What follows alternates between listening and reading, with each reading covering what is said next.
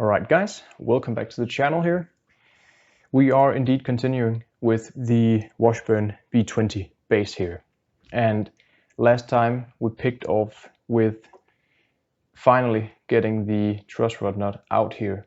And today we're going to clean the threads in order to make sure that we're not gonna have it stuck up here again. We're gonna clean it with some rust and universal spray here, and gonna do the same for the threads up here at the headstock, and gonna make sure to properly loop the knot here so that we won't run into a similar situation.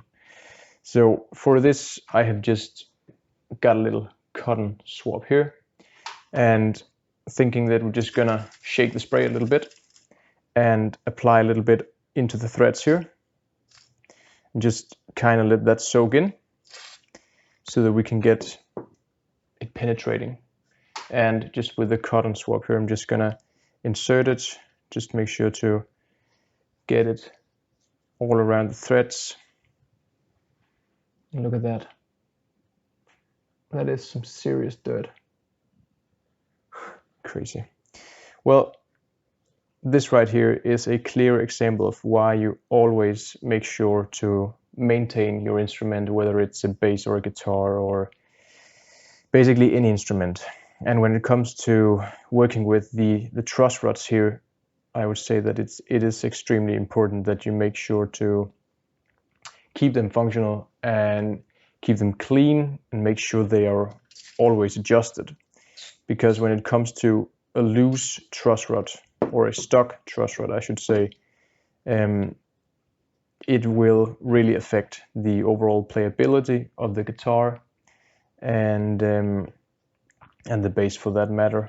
Because if you cannot adjust the neck, you won't be able to get the proper relief, you won't be able to get the proper action. It will basically affect every initial setup step that you'll have to perform along the way. So it's not really gonna help you if you cannot adjust your truss rod. And I don't know, this right here might be a very bad example, but maybe this bass has been stored improperly, or I don't know. But I cannot remember seeing a truss rod as stock as this, because this was really quite the task, as you have already seen in the other videos as well. But right now I want to do my best to make sure that this will not happen again. So cleaning the threads here, cleaning the threads on the top part up here, and then just making sure to loop the threads, and hopefully this won't really be a problem further down the road again. So should be good to go there. But the threads are starting to look nice now. There are not any debris or crud left here, so we just have to clean that up with the paper towel here. I'm thinking that for the cavity up here I'll do the same with the cotton swabs, just trying to get in there without anything seeping into the surrounding wood. Yeah, and then we'll loop it with some grease and get the truss rod nut back on and just see what the neck will do. Yeah, and then it's probably time to go about the knot up here, so we'll have to take a look at that as well.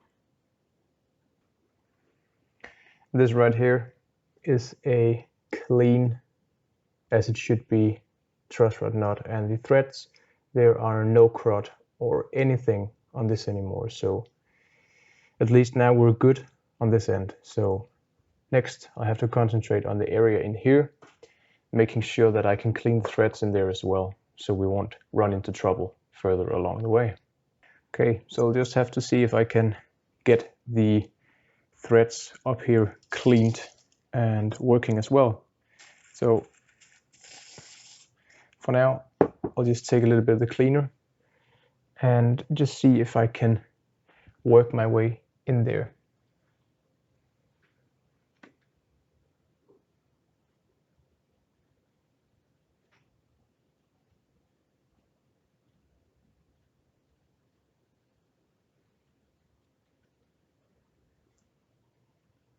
getting quite a bit of crud out there as well. So, but it's not the easiest approach here. So I'll just keep working it and get the threads clean here, guys.